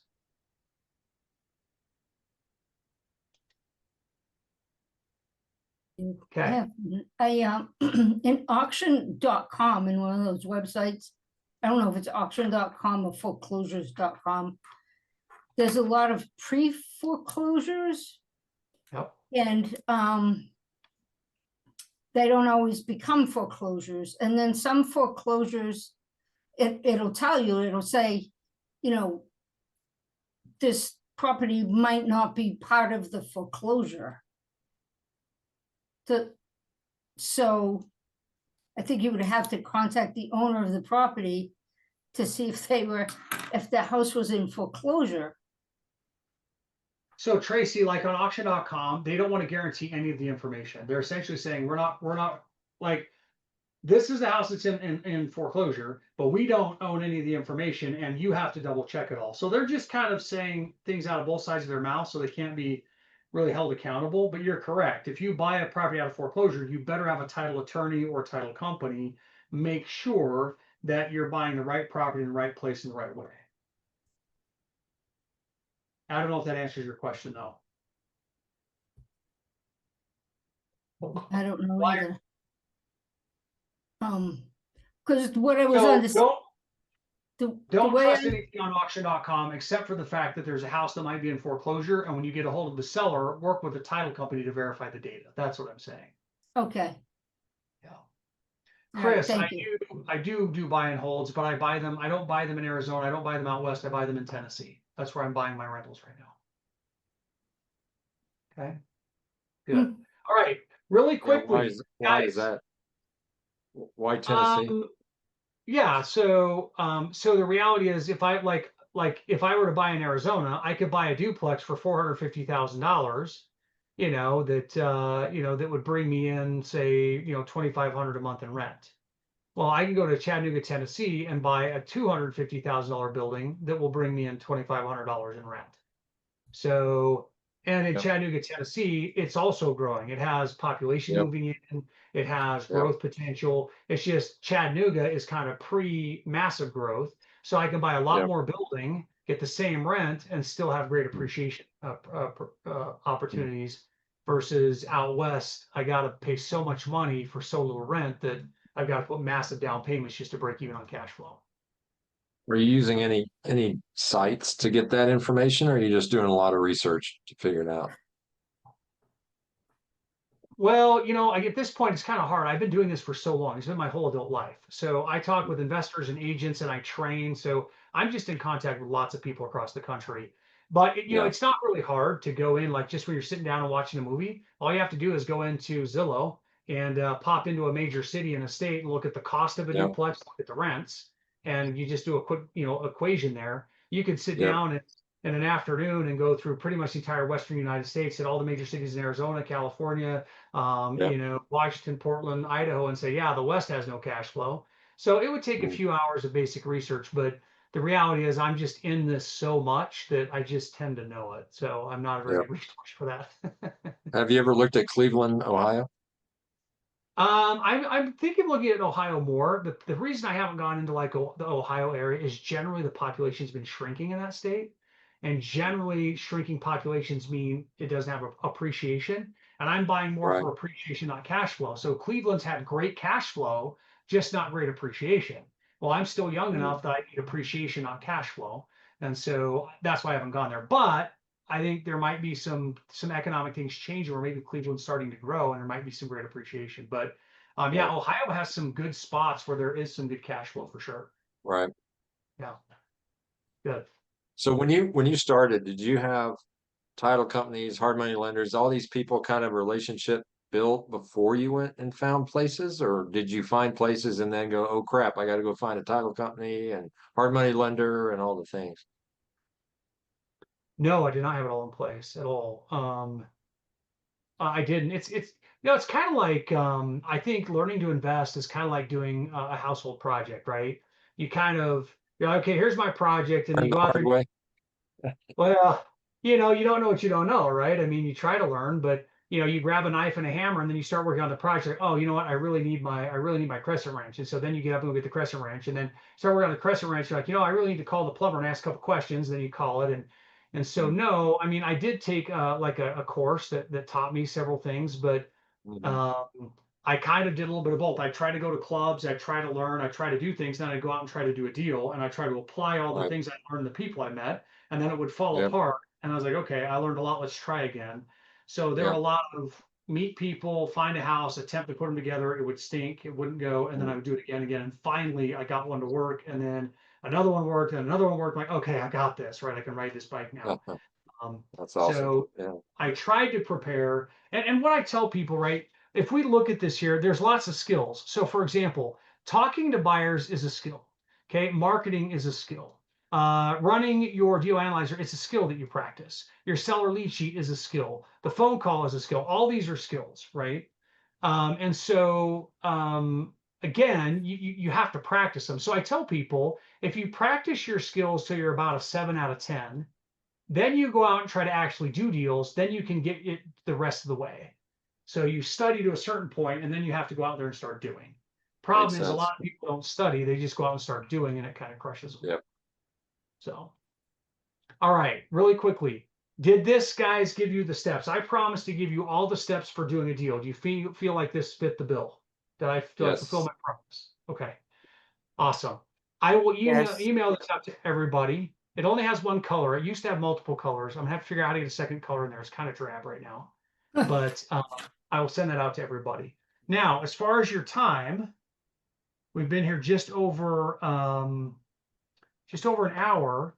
And I said an hour and a half because what I would like to do, if you guys still have time, is essentially go back through the steps, but now I'll use slides and I will show you sellers, right? I will show you buyers, and we'll just kind of run through it again a little faster with slides. Where are you guys at? You ready for another quick run? Yep. Okay. All right. So this should help just kind of like drive it in. Okay. Help drive it in. Perfect. All right. So we're going to head into slides, and here's how we're going to look at it. So first of all, I'm a professional investor, right? And I'm ready to rock and roll. So when I first started out, I tried to go find buyers and sellers, and I have holes in my recipe, in my ingredients. I have to go get them. Now, as a professional investor, I have all my ingredients. I know how to cook. So I wake up in the morning. I literally can just go find sellers. Okay. I have money. I have title companies. I have contracts. I know how to talk to people. I know the process. So for me, I literally just wake up and I go find buyers. And I go find sellers. Okay. Very straightforward thing. Well, let's actually show you real quickly where to find buyers and where to find sellers. Okay. So it was Tracy that mentioned, oops, hold on. It's Tracy that mentioned auction.com, right? Yep. Let's just go to auction.com. Somebody tell me again, somebody tell me where you're from really quickly. Oh, that's the house. That right there is the house that I'm wholesaling right there. I'll make 10 grand on that house. It should have closed today. So I would make 10 grand on that house today, I think. All right. So Stone Mountain, Georgia. Oh, Debbie, I think you had Houston first. Sorry. Well, let's go to Stone Mountain, Georgia. Okay, that right there, you guys can see the green dots are pre-foreclosures, the blue dots are bank owns. Okay. Now, if you know how to deal with auctions, auctions can be really great sources of money. But if you don't know how to do auctions, be careful with those. You need to make sure you know how to deal with them. But right there, I promise you, if you know how to process those, there are several deals right in those dots right there. There's some sellers right there. Okay. So let's go to Craigslist. I know, does anybody use Craigslist anymore, right? Let's go there. Let's go to Houston here. Let's go to Texas, the country of Texas. It just calls it a state. How rude. Okay, so we're in the country of Texas, in the state of Houston, and we're into real estate for sale. Okay, there we go. Now, remember Esther. Is Esther still here? Did Esther have to go? I don't know if Esther had to go. Esther, remember Esther's like, Ammon, I don't think, oh, Esther is here. Hi, Esther. You are down the list of ways. So this, let me show you, because Esther, what I love about Esther, she's like, I don't think you can do that many leads, which I love, because I love it when people are straightforward. Look at this lead right here. Is there any reason I should look at this lead any more than, like, I saw a remodeled quartz countertop. Should I spend any more time on it? No, No. that literally took me less than a second. My eye saw remodeled quartz done. That's Yeah. why I could process hundreds of leads a day, right? I just did one in under a second, right? Yeah. 4 beds, 2.5 bath, huge walk-in closet, new HVAC, roof, etc. I'm done. I just did 2 leads. Okay. Now Bolivar, Crystal Beach. Well, that's a horrible ad. I don't know who put that one out there. They were smoking something or drunk or something. That's a horrible ad. Let's open it up. Right. Established lot. Okay, backs up to canal, very scenic area. Can see the tugboats, the intercoastal canal, pass by, no septic or electricity on site. Google address for photos. All right, now I don't know if that's a good deal or not. I have no idea. But it's helping me know the area, right? I know that somebody's asking 41,000 for a lot. Okay. I don't have any information. This is a horrible ad. They're not really telling me a lot. So I could reach out to get information, which if I was new to the area, I'd probably say, hey, yeah, I just replied. It's probably just an email. Oh, I can call them. All right. So I would probably, in this case, I probably wouldn't call. I would probably just send an email and say, hey, oh, wait, no, there's the address right there. I'm sorry. That's the address. So I would run the comps real quick on it and see if there's any equity in there. If there wasn't, I'd be done. So we could run the comps in 2 seconds and I'd be done, right? There's probably no equity in it, but a for sale by owner like that might have it. But I'm also getting to know my market really well. Okay. Investor offer selling condo units at Oakwood Gardens. Okay, investor offer. All right, fine. Price is negotiable, possible terms. This investor is terrified because they're putting their phone number in that way. I would probably call that investor and say, what do you got? Right? But that phone call is probably going to only take 3 or 4 minutes. Okay, so you can see I'm finding sellers in here. Oh, and by the way, buyers as well. Remember how I said we will find buyers? Do you think we could turn this guy into a buyer, guy or gal? Yes. Sure. Hey, I see you're offering condo units. You know, how long have you been an investor? Okay. Well, I'm curious, if I found a deal, would you buy it from me? Right? So this now becomes a buyer right there. A lot of times it will. So you can see how I can just scan down leads really quickly, right? Scan, scan, scan. You know, 5.2 acres, no restrictions. Guess what? These 3 lots, I'll bet you money, belong to the same seller. Why would I say that? Because they just say the same thing. Same format, right? Exactly same format. So if there's the same acreage or the same format, who is likely selling these? An investor or a developer, not a developer. Probably an investor, guys. It's Yeah. probably a guy like me who loves to do raw land. That's probably who it is. So if I'm looking for a deal today, I'm probably just going to skip those 3. See, in less than a second, I just analyzed 3 leads. Boom. That's why I can do hundreds. Now, if I'm trying to find other investors or buyers, I would call and turn them into a buyer for me. Go ahead, Esther. How do you know those are not real estate agents? It could be. It could be a real estate agent.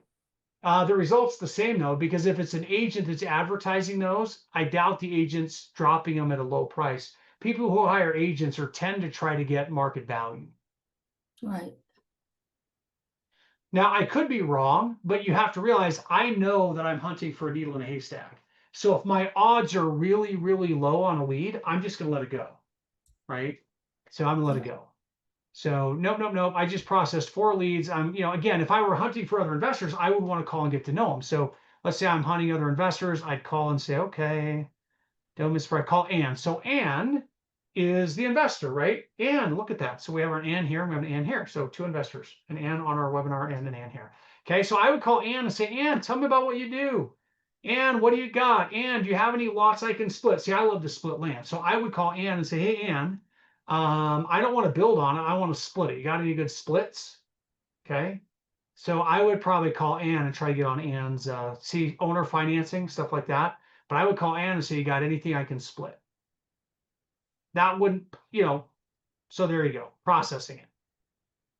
Amigos Home Remodeling Handyman Services, I could throw them into my rehab section. But let's say I'm looking, so I'm showing you where I find leads and how I process them quickly. Okay, if I wanted to find other investors, I could put I buy houses. There you go, for sale with lease option, new listing or humble. Let's see if that's an investor. Buy this home. The Empower Home team. No. 0 payments. down, no payments. This looks like an investor because they have, I mean, it might just be an agent, but it could be an investor. Let's go here and say, let's put in handyman. Handyman special. Could that be a buyer for my deals? Yeah. By the way, this is a deal I would love to do, right? Let's say that house is worth 250 fixed up. I would love to buy that for 850 fixed up and sell it for 250. So is this anywhere near you, Debbie? That's a good area, actually. I'd check that out. I'm going to. Thank you. Yeah, that could turn a real me deal. see. Hey, I only want Turn it. 70% of the profits. I'm really generous. Yes, sir. Yeah, I'll be right on that. Actually, I hope it turns out. I love mobile homes. That could be a really good one. Do you know what they generally sell for in your area?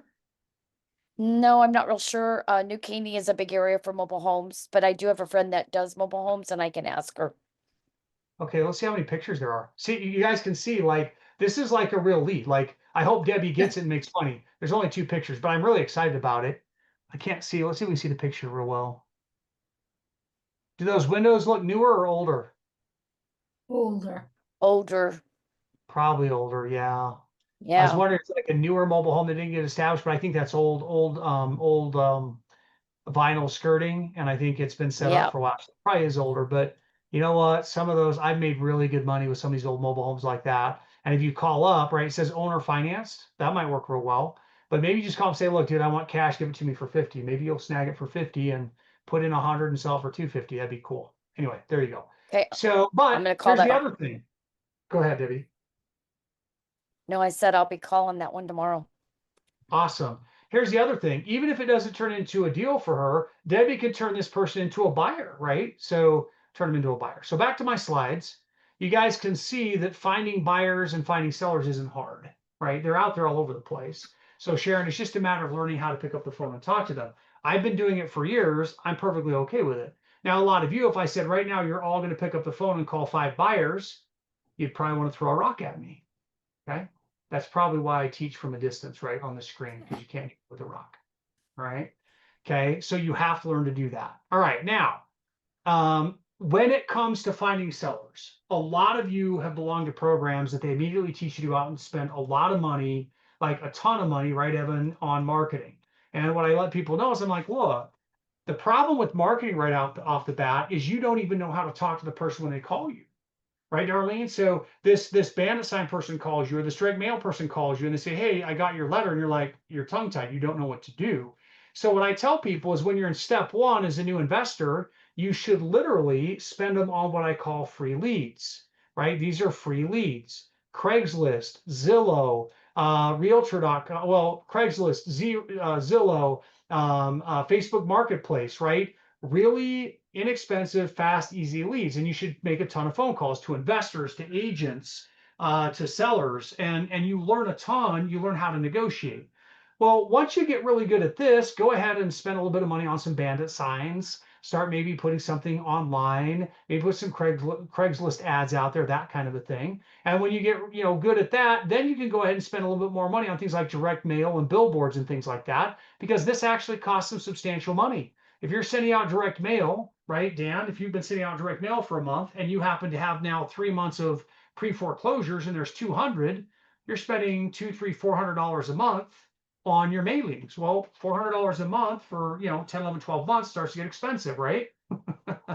So again, why not learn on the free leads, and then as you get skilled at that, move up to more expensive leads, right?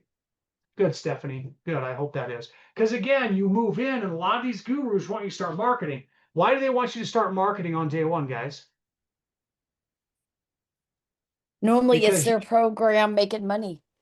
that's right. They have you tied into a website where they get paid, Hector, for every mailer you send out. So they're making tons of money, Diane, on you. They want you sending this out right away. And I have some people I've trained where like, Alan, there's no deals out there. I'm like, all right, well, how many calls did you get? Well, I got like 15 calls, but none of them were good deals. And I say this honestly. I say, I'll bet you in those 15 calls you got, there were 1 or 2 deals. You just didn't know how to get them to calm down, get them talking, and solve their problems so they would accept your price, right? So again, when it comes to finding buyers and sellers, for your first few months, you should literally do all the work here in the free leads. And when you've got that down, then you can move into the other tiers of marketing. Okay. Yep. All right. Online marketing. I'll be honest with you guys. A lot of times people are told, create a website, do lots of blogs every day, and you'll get tons of leads. There can be some online marketing that works well, but generally it's more directed marketing where somebody that's in a foreclosure situation or a probate situation, and you're sending them the type of an ad. There's not a lot of where you just have a blog that brings you lots of deals, unless you're kind of a guy like me who's been in the industry for forever. And so I literally have thousands of people who know me because I've been training for so many years that, my website can actually bring leads, but it's generally from other investors who have deals they don't know what to do with, right? For you guys who are starting, your online marketing is generally a targeted Facebook ad or something. So it's not bad to have kind of a web presence, but please don't go spending tens of thousands of dollars creating really dynamic web pages unless you really, really understand that world and can really maximize on it. But for the most part, it's back to truly knowing how to negotiate with people. Okay. All right. So we found buyers, find sellers. We then go to our desktop appraisal. Remember, step 2 is about speed. Numbers are very rough approximations. Motivation is everything. So in our desktop appraisal, right, we're trying to get through our lead sheets very quickly, do our deal analyzers quickly, Zillow, repair estimators, boom, and then we're getting to the phone. Okay. Now, if we set the appointment in step 2, okay, we might have a contractor go with us. We may not. It just depends on the scenario. Okay. But again, it's about speed, not accuracy, motivation, not numbers. That is your step 2. Types of motivation. This is where everybody struggles. What does motivation look like? Well, like I said, ugly house, a tenant, a divorce, foundation issues, foreclosure, right? There are going to be a lot of different motivation issues. as an investor, you have to not worry about the neighborhood. So for example, are there some neighborhoods that you can flip a house in that you would never want to live in? Yes. Yeah, like Hollywood. I would never want to live in Hollywood, but I could flip a house there, I guess, right? I probably wouldn't live in Hollywood because they would kick me out. They're like, "What's this country bumpkin doing here?" Right? But yeah, the point is whether it's on the rich side or the poor side or wherever, if there's motivation, you can get at the right price, you can make money. So one of the big mistakes new investors make is they'll go into a neighborhood they don't like, and then they won't see the motivation or the deal because they're like, "Well, I don't like it, so I don't want to be here." Remember, you're seeing their motivation, their problems. Okay. Well, if you find motivation, right, then you're going to go out there and you're going to go to do a field appraisal. Okay.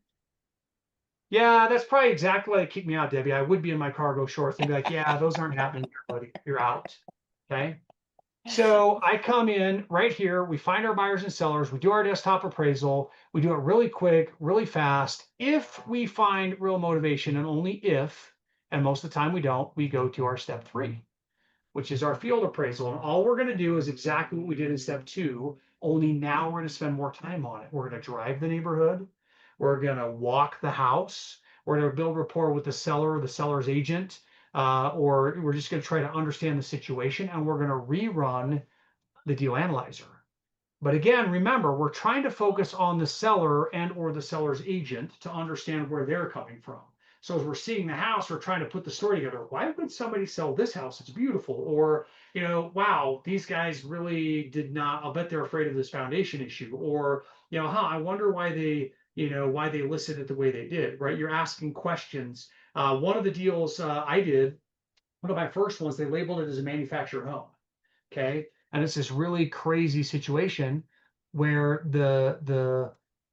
let's pretend you're in a helicopter and you're looking down on the foundation. There's no house on it.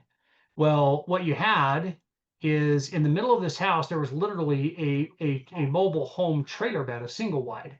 They had literally dug out a trench in the dirt. So let's say this is a different angle. This is like you're in the ground. So there's the foundation, and they dug out dirt like this, and then they backed the trailer bed in there. So the trailer bed was level with the concrete. So you had concrete on this side, concrete on this side, and then you had the mobile home plywood right there, right? The subfloor. So this was the plywood and this was concrete and concrete. So the agent listed it as a mobile home. So I called the agent. I said, "Are you sure this is a mobile home?" And she got mad at me. She's like, "Yeah, I've been doing real estate for a lot of years. You don't think I know what I'm talking about?" I'm like, I'm sorry. It just looked like a house on the pictures. No, it's a manufactured home. So we go out to the property, and what we notice is that it was not a mobile home. It was stick built, meaning it was built on site. So what we did is we got a hold of the county, and they said if we have supports under this crawl space, that they'll count it as a house, right? So we just went 4x4 posts I forget how much on center, all the way down this. We sold it as a house, not a mobile home. We did it legally and we made 60 grand on it, right? Well, I was focusing on the seller, right? The seller wanted to call this a mobile home and they didn't want to call it a house. And so I'm like, okay, if you want to call it a mobile home, fine, we'll solve your problem. We'll buy your mobile home from you. Fine, we'll do that. Okay. But the idea is we're focused on the seller. And you might say, well, Ammon, it's actually you're focused on the house. No, it was the seller that thought it was a mobile home. The house itself really wasn't. We just had to do a little bit of work to make sure everything qualified, right? And if you've ever built a house, you know full well that let's say that I'm a horrible artist, but let's say the roof goes like this, and this is your gable, and it comes down to a gable, okay? Well, where is your weight, guys? Is it on this wall or is it on this wall? Is it on the A wall or the B wall? It's on the B wall. Let me draw it this way. Here's a house. If you have trusses like this, your weight are on these walls, okay? These outside walls. But the wall that comes across here, this wall that's built right here, has almost no weight on it.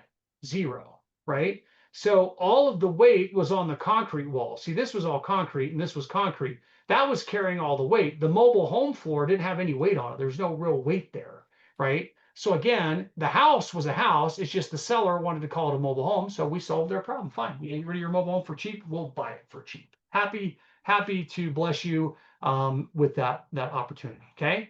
Now, if our offer gets rejected, we follow up constantly and keep making the offer. If it gets accepted, then we move into step 4. We open escrow. Okay.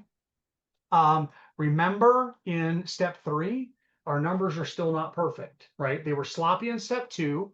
They're much better in step 3, but it's in step 4, right? We just finished step 3. It's in step 4 that we do our due diligence. This is where we're going to do physical due diligence. We're going to look at the plumbing and the electrical. We might have it inspected. We're going to have the title report given to us from the title company. We're going to do extra work with our comps and with our agents, those kinds of things, right, Evan? Make sure that all of this looks really good. And during this due diligence phase, we might actually wholesale it to another investor that will take the deal. Okay. Now, when we're done with this particular phase, we are now ready to move on to, well, again, this is where we're going to wholesale. And this is where, when we're done with phase 5, or phase 4, step 4, excuse me, we're now ready for step 5. And step 5 is where we have to make a decision. We're either going to close or double close, right? Either we're going to buy it, or we're going to have our end buyer buy it in a double close, another wholesaling technique, or we're going to renegotiate, or we're just going to flat out back out. Those are our options. Okay. And so again, that, my friends, is how a deal is done. Okay. Now, again, if you are looking for skills training, you can certainly join me in our phase 1 skills training. We're doing that starting it next month. And that's where we're working on the basics, like how to run comps, how to estimate repairs, how to run a deal analyzer, how to write a contract. Our phase 2, we just started. We just started our phase 2, which is more how to go to a courthouse, how to look into probate, pre-foreclosures, that kind of stuff. But phase 2 is investor skills. You need your basics first. So we're starting our phase 2 this week. We'll do another phase 2 in a couple months. But if you want to join for phase 2 practice and learning, we spend 4 months going over specifically these skills. We go over the deal analyzer. We go over ARV. We go over repairs. We go over contracts. We go over escrow. We go over wholesaling. Okay, so notice how we're learning a little bit out of order. Those are the basics we're doing. And so you can go to my website, check that out. For the 4-month course, the total ends up being right at $1,000. It's $997 to take that intensive. The phase 2, we're doing it Thursdays at 5 o'clock Pacific. Thursdays at 5 o'clock Pacific.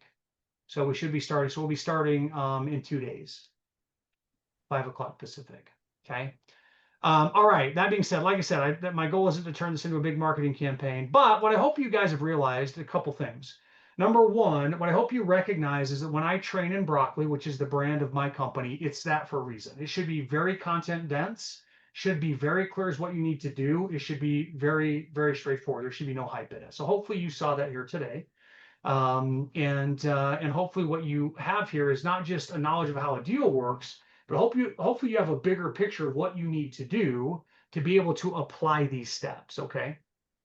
All right. Any other questions for today? You're welcome, Stephanie. I'm so glad you're here. And we do on the Unstoppable Real Estate Investor, we do deal reviews every Tuesday too. And those there's no charge to be on those. But was there a question? Eamon, yeah, I just had a quick question for you. I was talking to one of my team members earlier, and we were talking about the market and how people were more so just buying houses right at asking price, or maybe sometimes even a little above asking price. Do you see that still happening out where you're at, like the kind of bidding war type stuff? Or is a lot of that kind of starting to mellow out more so to where you can actually put in a legitimate offer, if that makes sense? So Preston, I can re-explain it. It does make sense, Preston. Okay. I think a part of what you're saying, and correct me, I could totally be mishearing you here. But here's what I think you're telling me. Debbie, you notice any phase 3 skills happening here? Right? Yes, So, sir. yeah. So what I think you're kind of asking me is, Ammon, as I've gone out to make offers, people have been completely unrealistic and they've asked for so much that it's really hard for me to find a deal. Are people finally getting realistic about their home values? Now, I'm reading a lot into your question, Preston. So am I on target or am I missing what you're asking? I mean, kind of, but it's more so like, okay, so like just on the market houses, right? Say it's 350,000. People are not budging, or at least weren't anymore 6 months ago, off that original asking price much. Like weren't negotiating as much. And that's what I was wondering, like if you're seeing that kind of start to change more so. There was people out in Texas anyway, just for example, 6 months ago, that were either they were selling houses for right at asking, or maybe even a little bit above asking, because there was not as much, there wasn't as much inventory on the market then either. Now there's an influx of properties, and so I'm just kind of wondering again nationwide if that's starting to change more so to where you can go in and make a reasonable offer, but below asking price. You're welcome, Renee. I know some of you have got to get going. So here's how I'm going to answer it, Preston. So 6 months ago, healthy sellers 6 months ago, no, they weren't lowering their price. Okay. Now, yes, they are. Okay. However, I don't deal with healthy sellers. Remember, I go for big M. So healthy sellers are not my players. So I don't care about healthy sellers, right? So healthy sellers, yes. Unhealthy sellers, 6 months ago, they were dropping prices.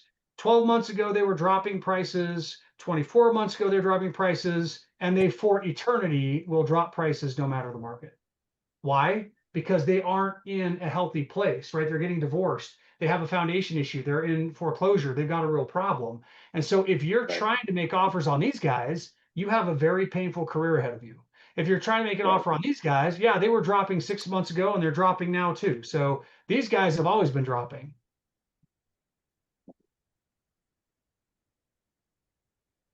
What do you think about that, Preston? Does that help or not help? Yeah, absolutely. Okay. It's really crazy, guys, but I'm telling you, I, in all markets, can get people to drop prices, but it's because I'm really good at saying this person has an issue and a problem. There's a thing we haven't talked about here, but I also know markets really well. And so I can look at a situation and say, a lot of other investors don't know what I know about this market, so I can make things happen. But the unhealthy sellers, the only problem now is now we have to get now guys like me and you, right? Us, we have to get steeper discounts than we did before. Why? Because our markets are softer. Not all of us, right? Not all markets are softer, but my market's certainly softer. So they're dropping. It's just now I've got to get them to drop a little further. But you know what? I'm finding that they're willing to drop a little further. There's a lot of fear out there in the market, so I'm getting my drops what I need. But yeah, I'm finding that the healthy people are definitely dropping more now. Now, I also read an article though, Preston. I read an article that shows that really that 47% of people who don't get their price are just taking their house off the market. Yeah, and I've been seeing that too. Yeah. So we are seeing more movement with healthy sellers, but they're still stubborn. So there's more movement, but it's not a full capitulation yet. The sellers haven't just said, I'm dropping the price. So there's no full capitulation, but it's moving that direction. Good. Gail, you had a question. Thank you, Preston. Great question. I actually have a couple questions. One. Oh no, you only get one. I'm just teasing. Go ahead. Oh, I only get one. Oh, damn it! I'll have to pay for the other one. So, anyhow, you keep saying about how you make multiple offers, and I know that's standard, but what's your average? How many offers do you make before they either accept it, or you just quit making offers? And what's a newbie's average, as you've seen? Yeah, great question. Take care, Tracy. And I'm sorry, Pastor Meeks. I don't know your first name, but it's good to have you here. So take care, both of you. Have a great evening. So multiple offers. Well, I make offers until it sells to someone else. Okay. It's very common for me to make 3 to 5 offers on a given house. Now, the way I do that is people tend to not hate my guts. So because when I go in, I've talked with them in a way that they're not mad at me. Like I explain where my offer's coming from. They know why. I teach them why I make my offers. A lot of new investors don't. They just make a lowball offer, so the person hates their guts. And so, hi, Ann. But you know what happens is I go in there and do it in a way where like, okay, his offer's low, but I get it. And it's also I'm making offers on houses where my offer should be made, right, Sharon? I'm not making it on healthy sellers. I'm making it on situations where there's problems. So like, we don't like his offer. You know, we like him, but his offer just doesn't work. I'm like, I totally understand. I get it. So 4 or 5 weeks later, I call back and I'm like, hey, have you sold it? Like, I'm hoping they've sold it. No, I haven't sold it. I'm like, darn it, that's a bummer. You know, I know you guys don't like my offer. You know, is there anything I can do now? Is there any reason you might consider it? No, we can't. I totally understand. Totally get it. You're doing a great job getting the most you can. I might even give them a tip on, you know, if you just mowed the grass, that would help. I might give them a tip or two. The point is, I'm here to provide a service, not talk them out of their house. And so it's not uncommon for me to make 3 or 4 or 5 offers and go 2 or 3 or 4 months to get the property. Very common. Okay, all right, that kind of makes sense. I think I'm kind of failing a little bit at the multiple offer thing. That's a shame on me. Most of us do. Most of us do, Gail. It's not. It emotionally we tend to make our offer. When they say no, it's kind of almost like the relationship's broken, like we're divorced, where it's over, we're not talking anymore. And that's why you've got to learn to negotiate in a way where it's like, hey, I want you to make a good amount of money. I want you to do well. I'm going to make my offer. It may not work for you. I totally respect that. But here's what I can do. If I can solve these problems, can you do this price? You can't. Okay, I totally get it. But there's lots of really positive rapport there. So when I come back in 4 or 5 weeks, they're not like, oh my gosh, it's him. I'm like, okay, yeah, I like this guy. I didn't like his offer, but I like him. And that's the power of it. Yeah, I tend to do a lot of for sale by owners and whatnot, and so I guess in a way I might be making multiple offers because we're just kind of dealing with the guy right up front, you Okay. know. But generally speaking, it's not like I come back week after week. And the market has been so crazy before, and now it's shifted. So it was easier for me to get a deal before, for some reason. Interesting. I don't know why, but yeah, it has Well, definitely. that's why it's fascinating. That's why I tell people, a lot of people will try to get deals until I call it clicking. It'll just click one day, and somebody's like, "Oh, I get why that was working for me, or I get why it wasn't working." Then it will move, and then yeah, your market does shift, and then you have to work to get it to click again. And I've been doing it since 2002 or three, somewhere in there. So I've seen lots of shifts from lease options being great to pre-constructions being awesome to lease options, short sales. Lyra, take care. So good to have you here. God bless. Um, so I've been through all those cycles, and so once you figure it out, then you kind of have to go until it works. And it's shifting right now again, right? The market is doing a little bit of a shift. Not sure what it's doing yet, but I'm having to listen closely because now I'm still flipping, I'm still doing deals. I'm just a little more cautious, but yeah, it does have to No, you it's have to not pay a attention. good question, really. I mean, where do you? I was wondering where you might see it going, and what we could possibly um do here a little bit. Uh, So make it easier because I mean I'm seeing some crazy stuff. Really, it's almost like there's pockets now, is what I'm seeing. There's some spots that are okay, or normal. And then there's some spots where you just really don't want to go there, but you don't know that until you watch it or bought a house there and now you're in trouble. You know? Well, like I said earlier, I am an investor. I'm not a gambler. And so if the data doesn't give me, so for example, let me just show you guys a deal right now. Okay. Um, let's see if I can open it up here. It's one I backed out of, which I really didn't want to back out of. Like my heart is hurting because I backed out of it, but I'll show you why I backed out of it. Okay.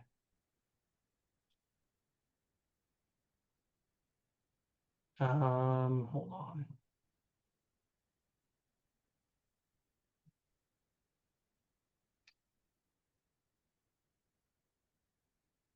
And this, I'm just showing it to you because it's really fun to see it and see what's going on with it. But it answers your question in the, where do we go? So I've got to take it out of under contract. It's no longer under contract as of yesterday, actually. So here's my property now. So this is I would develop a brand new mobile home. Okay. So I'd buy the land for 75. That's the mobile home I'd buy. I'd have to transport it. I'd have to get electrical to the home. I'd have to put HVAC on it. I'd have to get the permits. I'd have to do the dirt work.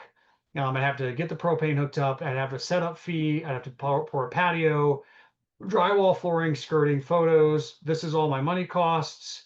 So that was going to be my profit on this development right there. Okay, that was my expected profit, 106,000. Right. Well, right now in northern Arizona, the insurance is changing. It's changing dramatically. Right. So in essence, people's insurance is tripling, or they can't get insured. So we're talking going from like 1,500 in insurance to 6,000 a year in insurance. right? It's Mine went massive. up, but it was just replacement cost. Why is it going up so much up there? Do you know? Well, we have more fire hazard, Gale. So we've got pine Oh, trees okay. and stuff. So it's Gotcha. they're afraid, right? I mean, California's just burned down. Palisades, the whole city went down. So all the insurance companies have had huge losses, and so they're dealing with it. Well, right now I'm having problem getting it insured during the build phase, and I'm being told by insurance companies that even having it insured after I build it, right now I can get a policy after it's built, but they said in 4 or 5 months all your policies might disappear. Well, I have talked to enough insurance agents, guys. I have literally talked to 15 to 20 insurance agents over the last 2 weeks. So when I tell you you got to pick up the phone, I live by what I preach.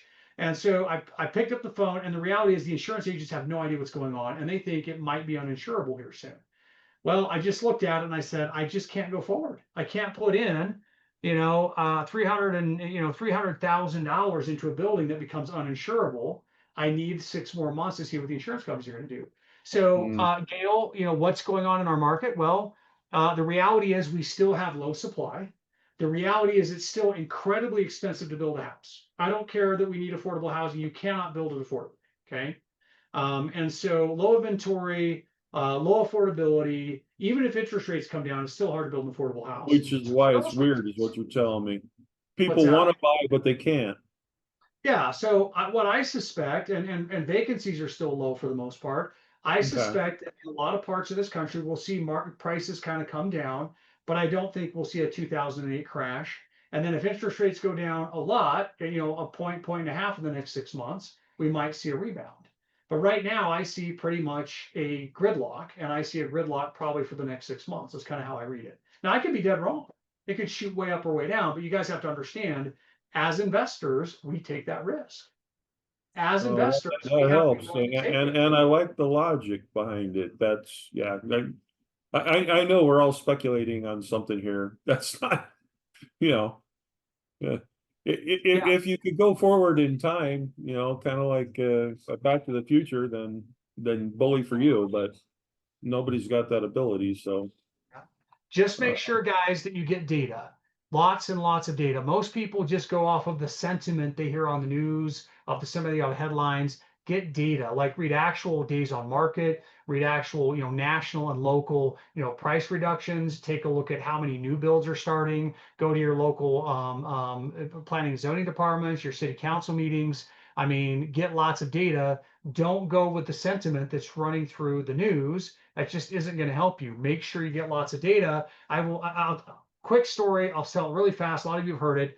We had mines coming into my city, and they were going to come in and spend like $2 billion, like huge amounts of money. Everybody said it was a rumor.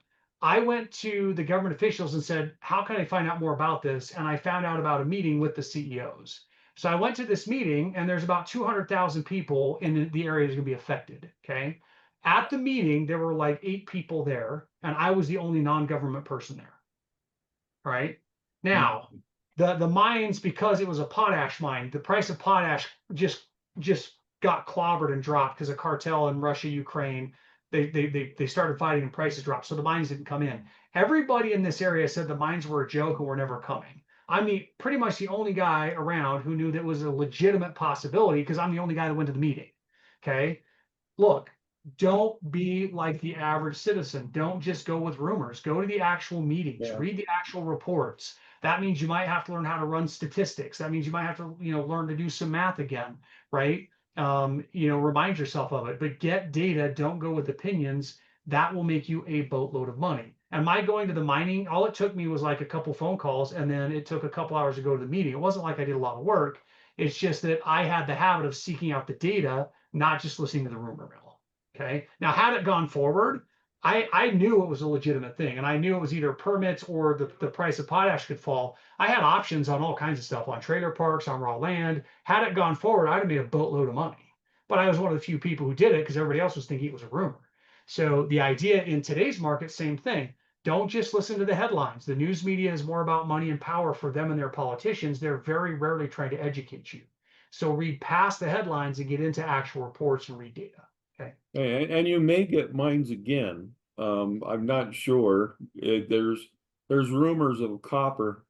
I think it's just east of Flag.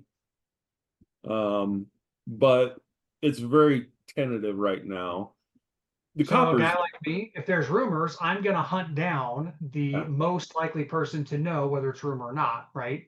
yeah. And I'm going to go hunt down the original Probably person's the first. state officials, if you really want to know. But what I know about it is that it's very tentative right now, and it's because Gail, mines, let's go. Gail, let's go ahead and leave that because that's for you and me in Arizona mine that doesn't really yeah, relate to they everybody else. cost But so much to start up. That's why it's tentative.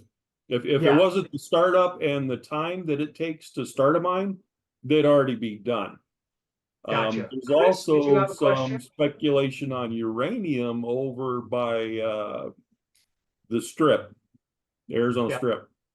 yeah. Lots of good stuff happening in Arizona. So, Ann, I see your hand, and then Chris, if you had one too. So go ahead, Ann.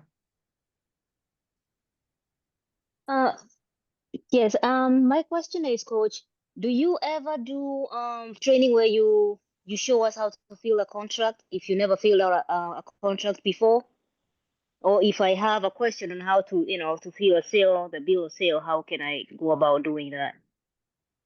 So I'll say this, if you're a part of Kingdom 320, if you're a part of that organization, then you have coaches there that can get on a coach call and do that. And so you should use that if you have that. If you through Broccoli, through my company specifically, there's two ways I do training on that, Ann. My phase one intensive, that's exactly what we do. We spend a whole week where you go over contracts and then we fill them out together. And then throughout the rest of the phase one, it's a 4-month training. You could come and say, I'm still confused. Can you help me fill it out? So we meet 2 hours every week. And so phase one training that I'm starting in September, that would be a great place to do it. Or you can actually schedule a one-on-one coaching call with me on BroccoliRE.com. And I could do a one-on-one coaching call with you there as well. But remember, if you found me through Kingdom 320 and you've already paid for that education there, don't pay me again. Just schedule through Kingdom 320. I'm a coach there as well. I want you guys to get the biggest bang for your buck. So, but yes, I do and specifically teach on that on purchase and sale agreements. Yeah. And another question is, when you make the offer, like right now I have a property and I'm waiting on the seller to see if he accept my offer. Let's say he does not accept the offer. Can I offer the same price or would I have to go up a little? Or how would I go about that? Good question. In other words, if you make an Mm-hmm. offer and somebody says no, and you're coming back 4 weeks later, what do you do? It really depends, Ann. And this is where you have to learn to communicate because sometimes I'll call up a seller and I'll say, hey, what's going on? How's it going? Did you get it sold? And they'll say no. And I'll say, I know I made an offer to you, about a month ago for about 150. I'm still very, very interested. Are you guys willing to come down? They might say, well, yeah, I am. And I'll say, okay. I have done some research on the land since then, and I found out that, I don't know, the Loch Ness monster lives in the pond. And so I need to lower the price. So I offered 150, but now I need to offer 140 because I found that problem. Now I don't normally lower my offer when I call back, but sometimes I do. A lot of times I'll call back and just give the exact same offer again. Hey, where are you at? And occasionally I'll call back and say, I did a little more research and I can offer a little bit more. So I do all three, Ann, and it's a matter of me understanding the seller, understanding their situation, having good rapport. I generally am not playing tricks with people. I'm just trying to do a good negotiation. And so what that means is when I call back, whatever I give them is generally not some kind of psychological mind trick I'm playing with them. I'll be like, look, I'm still interested, but I found more data. So here's why I need to go lower. Or, hey, look, I didn't hide this before. I made my offer the way I meant it before at 150, but I actually found out some information over the last couple of weeks, which means I can offer 170. So I wasn't holding out or lying. And so the reality is when I call back, because I have good rapport with the seller, I can do any of those three. Thank you. Absolutely. Good. If I could piggyback on that, Evan, would you agree that, it's all kind of a negotiation until the very end, regardless, right? Maybe one of the two, maybe you offer more in closing, or again, it's just all negotiation, right? Yeah, until the very end, right? I have the property. I'm selling a flip here in my own town.